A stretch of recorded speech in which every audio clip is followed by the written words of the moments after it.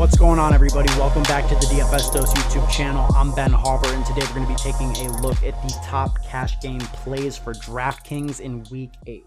If you're new to the channel and like what you see, man, drop a like on the video, and most importantly, subscribe to the channel. It helps us out a ton. You know, we're just trying to keep growing, keep grinding. We just passed 300 subs, and we do not want to stop there. Also, if you're interested in checking out some of the other stuff we do, we do drop multiple videos per week on this channel, but we've also got 2 podcasts that drop every single week. You can find the links to that down below. We have a Discord channel, which is free to join. We're always in there talking DFS, talking the best bets of the week. So you can find the link to that in the description. And finally, we do a late night live stream every single week. Typically we do that on Saturday nights, but just because of our scheduling this weekend, I'm actually going to be going to Mexico City for Day of the Dead. So pretty excited for that. But, I'm going to be traveling all day Saturday. So our live stream is going to be on Friday this week. Probably be live around 11 p.m. Eastern. Make sure you guys check that out. We'll do a Q&A, just sort of run down things after we get some of the final reports. And this is an especially good week to check it out if you're playing cash games, because again, due to scheduling, I am going to be recording this a day early. This is Thursday evening, so we are without the Friday practice reports.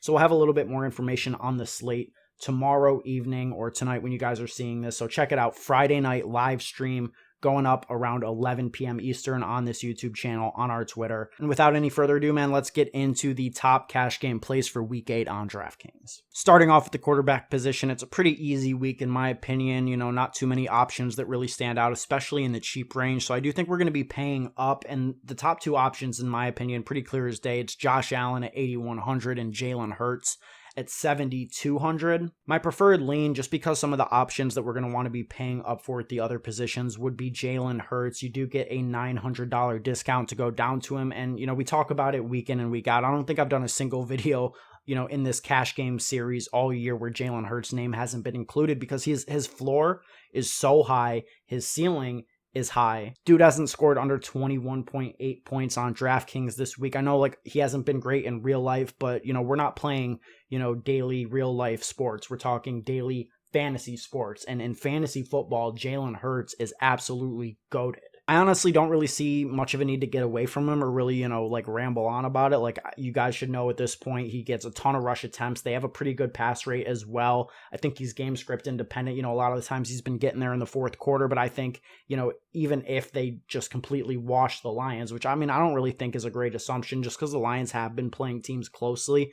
I think regardless of how this game plays out, Jalen Hurts gets there. He's the entire Philly offense right now. So, Jalen Hurts and sort of move on.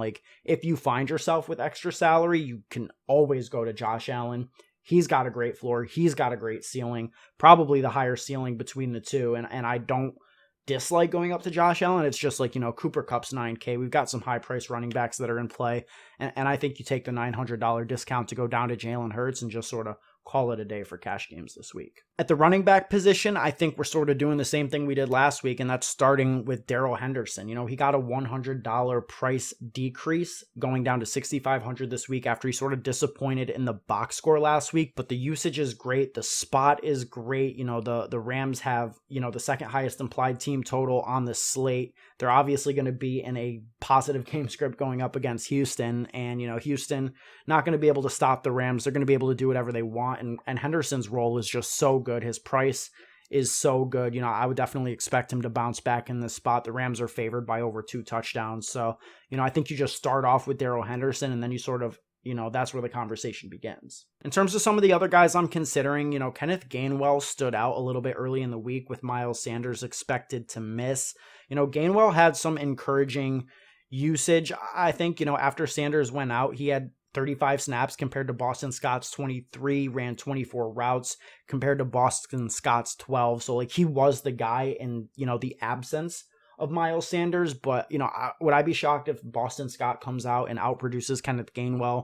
It seems pretty shaky to me. The Eagles' run game has been inefficient all year. And just because they're taking Miles Sanders out of the equation, I don't think that suddenly makes Kenny Gainwell some great, player or better yet, a great play in DFS. I think his range of outcomes is pretty wide and a little bit wider than you would want to embrace in cash games. The salary savings do come in clutch though, because, a lot of these other guys that I think are the better plays on the slate, James Robinson, 6,600, Joe Mixon, 6,900, and DeAndre Swift at 7,100. You have to pay up for these guys. And yeah, you can definitely get up to Alvin Kamara. You could justify that with the way that he's been being targeted lately. With Derrick Henry, obviously stone cold lock every single week to see 25 plus touches and have a ton of touchdown upside. So it's like, you can go there, absolutely, but Cooper Kupp to me should be the priority pay up option. And just because the mid-range is so loaded and you're not really getting any standout values, at least not yet, maybe there, something will open up and we can talk about that on the live stream tomorrow. But like right now, without the values, I think you're really only going to be able to pay up for one superstar stud. So I'm going to be prioritizing the mid-range at running back more so than the mid-range at the other positions and finding my way up to Cooper Kupp at wide receiver. Just getting back to the running back position though, James Robinson at 6,600 is definitely a standout play to me going up against just an abysmal Seattle run defense.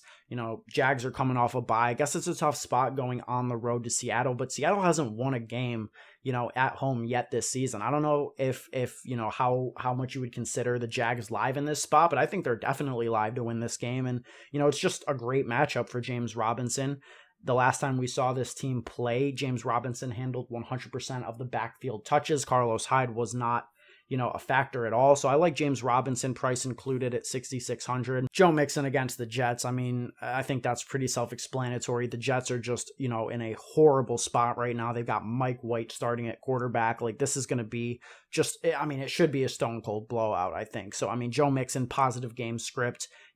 We just saw last week the Jets get ran through by the Patriots, and I think that Joe Mixon has a great projection this week. And DeAndre Swift, like there's some definite good plays in this upper range. Like obviously, like I talked about Kamara and Henry. I think Najee Harris at 7,500 is super interesting, but DeAndre Swift has just such a valuable role. He's averaging a touchdown per week, even on a bad offense, and he's had no less than 4 receptions in a given week. He's getting targeted a ton. He's on pace for like over 100 catches right now. So, he's getting just such valuable touches, and he hasn't played less than 70% of snaps in 4 straight weeks. Like he is the best running back and the most used running back on the Lions, and just his touches are some of the most valuable that you're going to find on DraftKings as a website. So I like Swift at 7,100 as well every single week. Wide receiver position, you look at this list and it feels like we're just running back the same plays from last week, to be honest. Cooper Kupp, 9K. Like I'm not going to spend too much time on that. Cooper Kupp is just an absolute machine right now. His role is the most valuable at the position. There's just no reason to get away from Cooper Kupp. It doesn't matter the game script, doesn't matter if it's a blowout, a close game. Stafford is looking to feed Cooper Kupp every single time that the Rams offense is on the field. 9K is like an expensive price, like no doubt about it. He's finally not like underpriced, I guess, but it's like, man, I just think that, the motto to live by in 2021 cash games on DraftKings is no Kupp, no cash. If you don't have Kupp in your lineup, how are you expecting to make money? That's beyond me. A lot of people have been, slow to come around to this one. I think people should be all over it this week. I think he's going to be really popular at 9K, and justifiably so. He should be the first wide receiver I think that you're plugging into your lineups. Mid-range, it's the same 2 guys that we talked about last week. Calvin Ridley, he didn't really get there last week. He had a touchdown to sort of bail it out from being a complete bust, but the underlying usage was still good. He's getting a ton of targets, and at 6,600 in this spot, I like Calvin Ridley.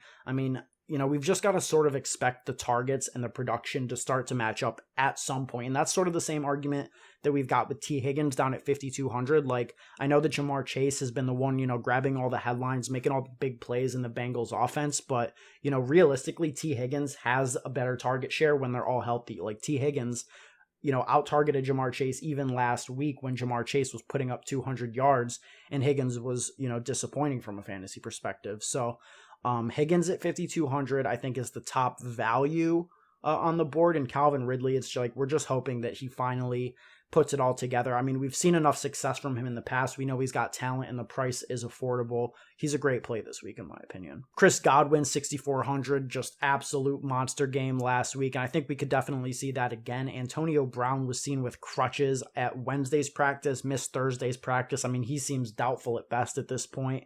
They are getting Rob Gronkowski back, which could complicate things in terms of the touchdown upside, I think, for Evans and Godwin, but I'm really just not worried about it. Like Godwin, such a talented player, 6,400 is a good price. I think if AB is out, I would probably prefer Godwin to Ridley straight up, but it's so close. Like they're both standout plays. If you can get both in there, I think that would definitely be a move that I would be trying to make, but I think right now I will say that, you know, Chris Godwin just attached to the Bucks, like they were still passing the ball when they were up by like 28 points or something like that against the Bears in the fourth quarter, and Godwin got the bonus, you know, after the game was well in hand. So it's like just their pass rate is ridiculous. The quarterback play is significantly better for Godwin than Ridley. So if you're in a position, and I think a lot of people will be this week, where you're choosing between one of the two, Godwin would be my lean. Some other ancillary guys, I like Pittman this week, 5,300. He's just had a great role this year. I mean, they don't really have anything else in terms of like good pass catchers, like T.Y. Hilton. You know, he's old and dusty. Nyheim Hines is actually going to play this week, so that seems pretty good. You know, Mo Alley Cox, like Jack Doyle, like dude, like Michael Pittman at 5,300, I think is in a pretty good spot in one of only the 2 games that have a total above 50. So, you know, he's going to be going up against a weak Tennessee secondary. Contrary to what you may believe after seeing them hold the Chiefs to 3 points, I actually think the Colts come out in this game and score points. I like Jonathan Taylor for tournaments, and I like Michael Pittman as a salary saver in cash games. Moving on to the tight end position, it's kind of a similar story to last week. Ricky Seals-Jones, priced at 3,800, is definitely a standout play. He just does not come off the field, period. Like when Logan Thomas is out, he's out there running routes, he's getting end zone targets. Like he's just underpriced, frankly. Like he should be priced quite a bit higher than he is at 3,800. So I think he's like the best play in the sub 4K range, which is definitely where we want to be living in. We want to be saving salary with the tight end position. So like I like RSJ, but you can save $100 by going down to Dan Arnold, who's projecting pretty well. And, you know, his role has been good. Like he's got 13 targets over the last 2 weeks since joining the team. Like his snaps have been up. Obviously, they kind of slow rolled him in their first game after acquiring him from Carolina. Only had 32% of snaps in week 4, but week 5, 73%, week 6, 62%. And like I said, you know, 13 targets over the last 2 weeks. That's encouraging. And for a $2,800 tight end, like it does not take much to get there. You know, we saw it last week. Cole Kmet got there with, you know, like 9 points at 3K. Like if you get, you know, 7, 8, 9 points out of Dan Arnold at 2,800, you are absolutely sailing to the money. So I think you just kind of plug them in and see what happens. That's how I feel about it. That's probably what I'm going to be doing. But that's going to be it for this week's edition of the Cash Game Breakdown. I hope you guys found some good information. You know, if there's any players that you think I'm really like sort of missing, like I didn't mention Deebo Samuel, for example, who's like projecting really well. It's just that game environment to me is really not optimal. Like it has a total under 40, 2 bad quarterbacks, 2 broken offenses at this time. Like, so Deebo Samuel and both the running backs in that Bears San Francisco game have been like discussed as cash game options. I'm personally not there. Maybe you guys disagree. If you're on any of those plays, drop it in the comments below. Let me know why. And, you know, just in general, if you like, you know, have any plays that you think I missed, drop it in the comments. Always interested to see where the viewers and, you know, where the community's head is at when it's, you know, coming into cash games for the week. But yeah, man, that's going to be it. Don't forget to check out the Friday night live stream. We'll be live around 11 p.m. Eastern Friday. And yeah, guys, have a great weekend. Have a great Halloween. Let's win some money on DraftKings this week, guys. I'll talk to you for the Week 9 edition next Friday.